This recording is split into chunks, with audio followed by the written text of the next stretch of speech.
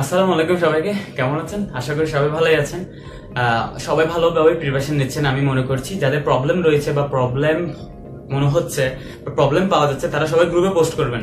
আমি আবারও বলছি, সবাই গ্রুপে পোস্ট করবেন। যে প্রবলেম থাকবে সেটি ওখানের মধ্যে কমেন্ট হোক বা ভিডিও তৈরি করে হোক, যেভাবে হোক সলভ করা হবে। আর যদি কোনো প্রবলেম না থাকে তাহলে তো ভালোই। আর বেশি বেশি বোর্ড কোয়েশ্চেনগুলো নিজেকে যাচাই করার জন্য প্র্যাকটিসে রাখবেন। সো আজকে আমরা ডিসকাস করবো রাইট ফর্ম ভার্বস নিয়ে। আমি রাইট ফর্ম ভার্বস এর জন্য অনলি 10টি রুলস সেট করেছি। ওই 10টি রুলস আমরা পড়ার পর বোর্ড কোয়েশ্চেন সলভ করবো। আশা করি বোর্ড কোয়েশ্চেন আমাদের কোনো সমস্যা হবে না। তো বোর্ড কোয়েশ্চেন সলভ করার জন্য 10টি রুলস ইনাফ। আপনারা ভালো করে 10টি রুলস দেখবেন, আশা করি আপনাদের ভালোভাবে শেষ হয়ে যাবে। So let's get the ball rolling.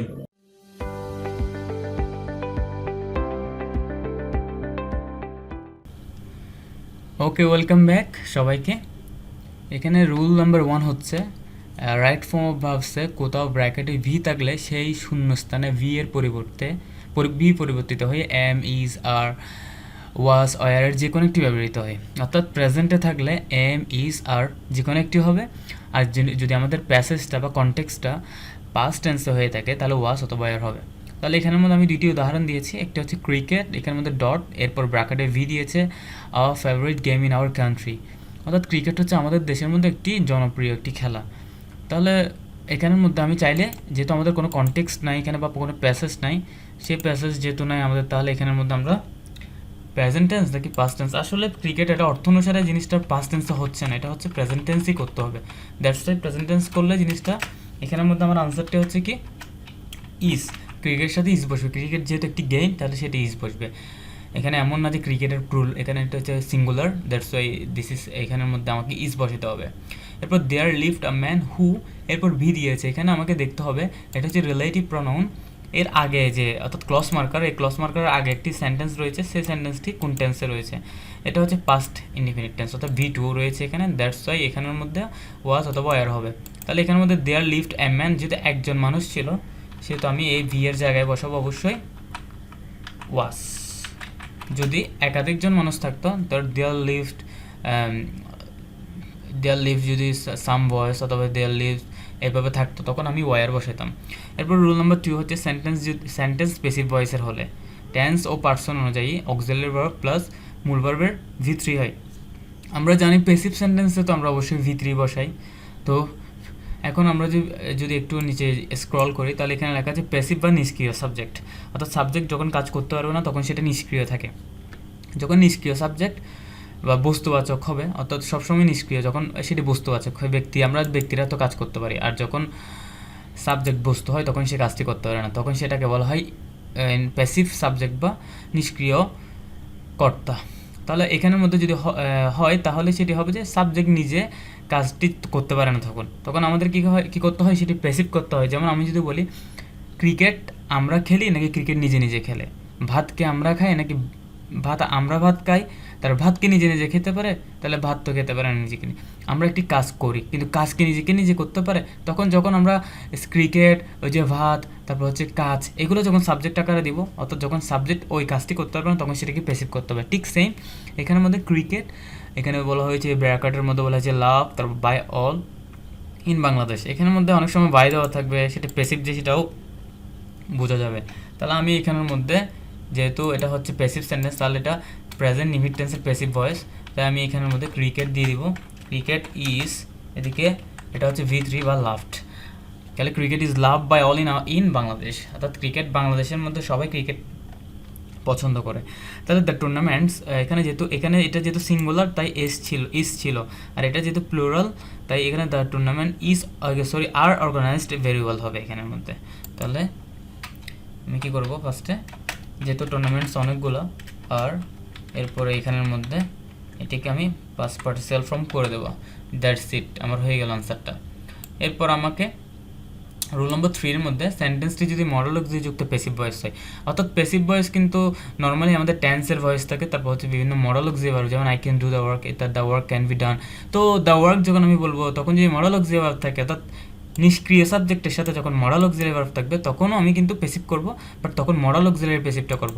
Modal auxiliary প্যাসিভটা কি, can, could, may, might, shall, should, would, will would এগুলো যদি থাকে এগুলোর পর একটা ভি বসিয়ে পাস্ট পার্টিসিপল ফর্ম করে দেবো। তাহলে এখানে যেহেতু ক্যান দ্য ওয়ার্ক, কাজ তো কাজ নিজে নিজে করতে পারে না, তাহলে কাজটি করা হয়, তাহলে আমি কাজটিকে যেহেতু করা হয় সেটাকে মডালের প্যাসিভ করে দেবো, তাহলে the work can be completed. Okay, তাহলে এরপর হচ্ছে নিচে হচ্ছে আমাদের দ্য রেজাল্ট তো আর নিজে নিজে পাবলিশ হতে পারে না, রেজাল্টকে কেউ না কেউ পাবলিশ করে। তো যেহেতু কেউ না কেউ পাবলিশ করে সেহেতু অবশ্যই সেটি প্যাসিভ হবে। তো প্যাসিভ হলে আমাকে এটা যেহেতু দেখতে হবে সেটা কি মডাল অক্সিলারি প্যাসিভ নাকি, মডাল হলে তাহলে একটা ভি বসিয়ে দেবো, ভি বসিয়ে দিলে সেটি মডাল অক্সিলারি প্যাসিভ হয়ে যাবে। এরপর হচ্ছে আমাদের next one, roll number 4। Simple সেন্টেন্সে দুটি ফাইনিট ভার্ব থাকলে, আমরা জানি যে সিম্পল সেন্টেন্সের সাধারণত একটি ফাইনিট ভার্ব থাকে। ফাইনিট ভার্ব কোনগুলো আবার? ফাইনিট ভার্ব বলতে বোঝায় সাধারণত V1 অ্যান্ড V2 অর্থাৎ ভার্বের প্রেজেন্ট ফর্ম আর পাস্ট ফর্ম, বাকি V3 V4 V5 সবগুলো হচ্ছে নন ফাইনিট। তাহলে ফাইনিট ভার্বের মধ্যে যদি একটি সিম্পল সেন্টেন্সে যদি দুইটি ফাইনিট ভার্ব থাকে, তাহলে দ্বিতীয় ফাইনিট ভার্বটি অবশ্যই আমাদেরকে নন ফাইনিট করে ফেলতে হবে। সেটা আইএনজি ভার্ব প্লাস আইএনজি করে অথবা 2+ ভার্ব করে আমরা করতে পারি, যে কোনো এক ভার্ব আমরা করতে পারি। I saw him draw a picture, তাহলে এখানের মধ্যে কোনো ক্লস মার্কার নাই। ক্লস মার্কার মানে বোঝায় সাধারণত WH ওয়ার্ড বা দ্যাট, সো, তারপর হচ্ছে এস, ইফ, এই যে এগুলো অথবা দো এগুলো যদি বাক্যের মধ্যে থাকে তাহলে অবশ্যই মাথায় রাখতে হবে সেটি কমপ্লেক্স সেন্টেন্স। অথবা এই আমাদের সিম্পল সেন্টেন্সে কোনো ক্লস মার্কার থাকে না, অথবা একটি ফাইনিট ভার্ব থাকে। এখানে দেখা যাচ্ছে স একটি ফাইনিট ভার্ব, আবার ড্র একটি ফাইনিট ভার্ব, দ্যাটস ওয়াই আমাকে দুইটি ফাইনিট ভার্ব থাকলে একটি ফাইনিট ভার্বকে কিল করতে হবে। এখানের মধ্যে সেটি আমি চাইলে আইএনজি যুক্ত করে জিরান করে দিয়ে করতে পারবো, অথবা আমি চাইলে ওটাকে 2+ ভার্ব, যেটা অর্থের সাথে সঙ্গতিপূর্ণ করে আমি করবো জিনিস। কিছু কিছু সময় 2+ ভার্ব করতে হয়, কিছু কিছু সময় জিরান করতে হয়, যেমন স্টপের পর সবসময় জিরান করে ফেলতে হয়, স্টপ গোয়িং, কিপ গোয়িং, কিপের পর সবসময় জিরান রাখতে হয়। তো এইসব ওয়ার্ড কিছু স্পেসিফিক ওয়ার্ডের পর জিরান করতে হয়। এরপর হচ্ছে 2+ ভার্ব দিলেও হয়ে যায় জিনিসটা, অর্থাৎ উদ্দেশ্য বোঝাতে কোনো কিছু, তখন 2+ ভার্ব হয়। He starts to study very hard because exam are very nearby, তাহলে এটা আমি 2+ ভার্ব বসাইলে এটাও আমার আনসার। তাহলে স্টার্ট হচ্ছে একটা ফাইনিট ভার্ব, আবার স্টাডি হচ্ছে একটা ফাইনিট ভার্ব, দুইটি ফাইনিট ভার্ব থাকা কিন্তু যাবে না, তাহলে আমি একটিকে নন ফাইনিট করে দেবো। নন ফাইনিট করার নিয়ম হচ্ছে সাধারণত তিনটি, একটা হচ্ছে পাস্ট পার্টিসিপল ফর্ম, একটা হচ্ছে 2+ ভার্ব ফর্ম, এটা হচ্ছে আইএনজি ফর্ম। তিনভাবে করা যায়। সাধারণত সেন্টেন্সের মধ্যে যখন প্যাসিভ থাকে তখন আমরা পাস্ট পার্টিসিপল ফর্ম করি, হ্যাজ থাকে তখন পাস্ট পার্টিসিপল ফর্ম করি, বাট এখানের মধ্যে 2+ ভার্ব অথবা আইএনজি এই দুইটাই সবচেয়ে বেশি গ্রহণযোগ্য। এই যে সিম্পল সেন্টেন্সকে কিল করা সিম্পল সেন্টেন্সের ফাইনিট ভার্বগুলো কিল করার জন্য, অর্থাৎ নন ফাইনিট করার জন্য। রুল নাম্বার 5, প্রিপোজিশনের পরে সবসময় ভার্বের সাথে আইএনজি হয় অথবা নাউন বসে। কিন্তু কিছু কিছু 2 এর পর, অর্থাৎ 8টি 2 এর পর সাধারণত কী বসে? ভার্ব প্লাস আইএনজি বসে। রোল নাম্বার 5, প্রিপোজিশনের পর সবসময় ভার্বের সাথে আইএনজি হয়, বাট 2 এর সাথে V1 বসে। বাট 8টি 2 এর পর সবসময় ভার্বের সাথে আইএনজি হয়, সেগুলো হচ্ছে আমি লিখে দিয়েছি এখানে 8টি 2, look forward to, with a view to, adjust to, get used to, be used to, accustom to, এদিকে আমি পড়ে আসছি। বাট প্রিপোজিশনের পর সবসময় ভার্বের সাথে আইএনজি হয়, যেমন এখানে হচ্ছে I was thinking of, do আছে, সেটা হয়ে যাবে ডুইং। প্রিপোজিশনের পর সবসময় ভার্বের সাথে কী বসে? আইএনজি বসে, অথবা সেটা কি নাউন করতে হয়, ভার্বাল নাউন করতে হয় আর কি, যেটাকে আমরা জিরান হিসেবে পড়েছিলাম। এরপর হচ্ছে এখানে হি সাকসেডেড ইন পাসিং হবে এখানের মধ্যে, কারণ প্রিপোজিশনের পর সবসময় ভার্বের সাথে আইএনজি বসে। প্রিপোজিশনের পর সবসময় ভার্বের সাথে আইএনজি বসে, এটা সবসময় আমাদের মাথায় রাখতে হবে। প্রিপোজিশনের পর ভার্বের সাথে আইএনজি বসে বা নাউন হয় প্রিপোজিশনের পরের স্থানটা, যেটাকে আমরা ভার্ব থেকে নাউন করে ফেলবো, অর্থাৎ ভার্বাল নাউন করে ফেলবো। এই যে 2 এর পর, যেমন I am looking forward to, টুর পর সবসময় ভার্বের সাথে আইএনজি হয়, এটা মাথায় রাখতে হবে। 2 এর পর verb present forward, looking forward to, get used to, be used to. এগুলোর পর আমি লিখে দিয়েছি এখানে, আপনারা দেখবেন, পজ করে ভিডিও আপনারা দেখে নেবেন। এগুলোর পর সবসময় ভার্বের সাথে আইএনজি হয়। এখানে বলতে উইথ এ ভিউ টু, গ্যাডিং হবে এখানের মধ্যে, তাহলে এটা আপনাদেরকে অবশ্যই মাথায় রাখতে হবে, ঠিক আছে। এরপর রুল নাম্বার 6-এ চলে যাব আমরা। রুল নাম্বার 6, সেন্টেন্সে অতীত নির্দেশক শব্দ। রুল নাম্বার 6-এ সেন্টেন্সে যদি অতীতকাল থাকে, অর্থাৎ যেমন yesterday, ago, long since, long ago, once upon, last night ইত্যাদি থাকলে পাস্ট রিমিট টেন্স হয়। যেমন এই প্যাসেজটিতে আমরা যদি ঘটনাটিকে, সাধারণত এই প্যাসেজটি পাস্টের ঘটনাকে বর্ণনা করে, এগুলো যদি থাকে অর্থাৎ পাস্ট টেন্স হবে সেটা আমরা জানি। যেমন ইয়েস্টারডে, এটা পাস্ট টেন্স হবে, তাহলে V2 করে দিলে আমাদের পাস্ট রিমিট টেন্স। হি কাম, কেম, কাম, তাহলে কাম সেটা কেম হয়ে যাবে, অর্থাৎ এখানের মধ্যে যদি ফার্স্ট ফর্ম হয়ে যায়, সরি, এটা যদি পাস্ট টেন্স হয়ে যায় তাহলে আমার আনসারটা রাইট। এবং once upon a time there lived a king,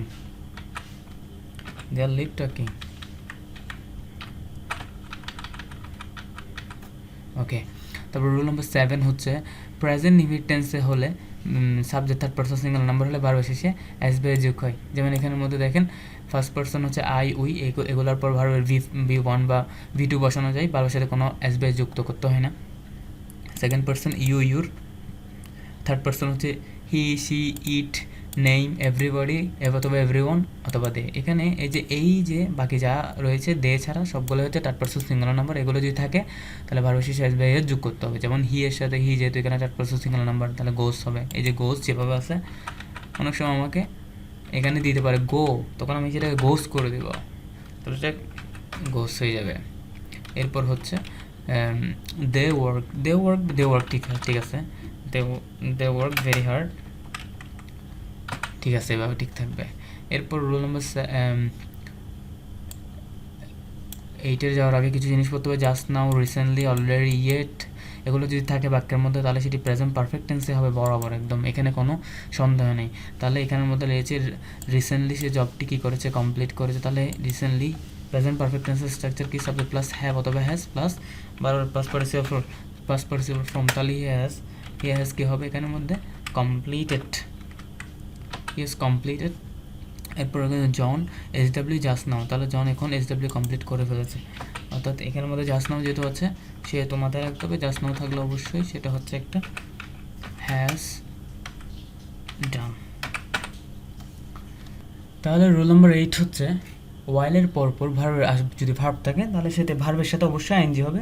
যেমন ওয়াইল প্লাস সাবজেক্ট থাকলে এরপরে ওয়াজ অথবা ওয়ার বসবে, এরপর ভার্বের সাথে আইএনজি হবে, অর্থাৎ এটা কন্টিনিউয়াস টেন্সের মতোই হবে। যেমন ওয়াইল, এরপর হচ্ছে cross the route, I saw and old man. তাহলে এইভাবে যদি বলা হয় তাহলে এটা হচ্ছে যে এখানের মধ্যে ডিরেক্টলি আমি ওয়াইল যেহেতু আছে তাহলে সেখানে আমি ডিরেক্টলি আইএনজি করতে পারবো। এখানের মধ্যে যেহেতু ওয়াইল রয়েছে অর্থাৎ অনলি ওয়াইল, তাহলে আমি কি করব, ওয়াইল থাকার কারণে আমি কি ডিরেক্টলি সেটাকে আইএনজি করে দেবো, অর্থাৎ ওয়াইলের পরপরে যদি ভার্ব থাকে তাহলে আইএনজি করতে বলছে এখানের মধ্যে। ওকে, তাহলে আইএনজি করে দিলাম, এই যে হয়ে গেল। এরপর এখানে টিচার এন্টার্ড দ্য রুম ওয়াইল হি, এরপর এখানের ভিতরে যেহেতু এটা পাস্ট ইনডিফিনিট টেন্সের মতো আছে তাহলে এখানে আমি অবশ্যই একটি এটা পাস্ট কন্টিনিউয়াস টেন্স হবে, ওয়াজ এখানে হবে যে স্লিপিং। ওকে, হয়ে গেল। এরপর হচ্ছে 9 নম্বর রুলস হচ্ছে পেসিভ না হলে যদি মডেল থাকে, যেমন can, could, shall, should, would, may, might, must, had better, had rather, would better, এগুলো হচ্ছে উড রেদার, এরপর হচ্ছে V1 হয় বা ভার্বের প্রেজেন্ট ফর্ম হয়। যেমন পিপল ক্যান ইউজ ইন্টারনেট, যেভাবে আছে বসে যাবে। যেহেতু এখানের মধ্যে মডেল অক্সিলারি ভার্ব রয়েছে অর্থাৎ এরপর প্রেজেন্ট ফর্ম বা বেস ফর্ম হয়, বেস ফর্ম হবে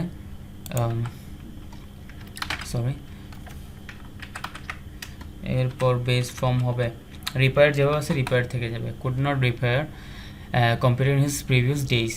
এরপর হচ্ছে আমার 10 নম্বর রুল হচ্ছে কোথাও ব্র্যাকেটে নট থাকলে সেই শূন্যস্থানে ডোন্ট অথবা ডাজেন্ট অথবা ডিডেন্ট বসে, বাকি সব কিছু অপরিবর্তিত থাকবে। যেমন হচ্ছে বিকজ অফ বিং লেজি, অর্থাৎ সে লেজি হওয়ার কারণে সে নট গেট, এখানে যেহেতু because of being not get a good grade, এখানে আমি ডিডেন্ট গ্রেডের প্যাসেজে যদি পাস্ট টেন্স থাকে তাহলে আমি অবশ্যই পাস্ট ডিড ইউজ করবো, আর যদি প্যাসেজে প্রেজেন্ট থাকে তাহলে ডাজ ইউজ করবো, যেহেতু হি আছে।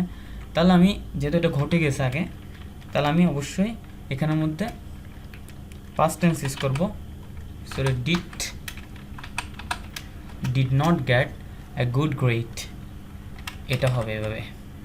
এরপর এখানে আছে he not follow routine is life and it's very disastrous, অর্থাৎ সে তার যে ফলো করে না রুটিনটা, দ্যাটস ওয়াই এখানের মধ্যে আমি সে ডাস, যেহেতু সে রয়েছে এখানে কোনো প্যাসেজে কোনো কিছু নাই বা প্যাসেজ নাই তাহলে আমি জানি না, দ্যাটস ওয়াই এটা আমাকে প্রেজেন্ট টেন্স হিসেবে ধরে নিয়ে আমি করে দিলাম। যদি পাস্ট হইতো তাহলে আমি ডিডেন্ট ফলো হইতো, আর যেহেতু পাস্ট না সে আছে তাহলে আমি হি ডাজ নট ফলো। তো এইভাবে 10টি রুলস পরে আমরা রাইট ফর্ম ভার্বটা আশা করি আমরা নেক্সট বুট কোয়েশ্চেন করলে বুঝে যাবো কোন রুলস থেকে কোন গ্যাপটি এসেছে। আর আমাদের অবশ্যই বলে রাখলাম ভোকাবুলারি জানতে হবে, প্রচুর পরিমাণ ভোকাবুলারি মুখস্থ থাকতে হবে, কারণ কোন অর্থের সাথে কীভাবে যাচ্ছে সেটা আপনাকে বুঝতে হবে। না বুঝলে আপনি কোনোদিনও সলভ করতে পারবেন না, কারণ কোনটা কীভাবে ইউজ করা হচ্ছে সেটা ভোকাবুলারির ক্ষেত্রে। আর 10টি রুলস সবসময় প্র্যাকটিস করবেন, প্রয়োজন হলে ভিডিও পজ করে করে আপনি 2 দিনে ভাগ করবেন। ভিডিও যদি একটু বড় হয় 2 দিনে ভাগ করে সেটাকে আপনি পজ করে করে দেখবেন, দেখার পর আপনি বুট কোয়েশ্চেন টেস্ট করবেন, না পারলে গ্রুপে পোস্ট করবেন। টিল দেন টেক কেয়ার, ভালো থাকবেন। নতুন ভিডিও নিয়ে আসার জন্য অবশ্যই দোয়া করবেন যাতে আমি সুস্থ থাকি। So till then take care, আসসালামু আলাইকুম।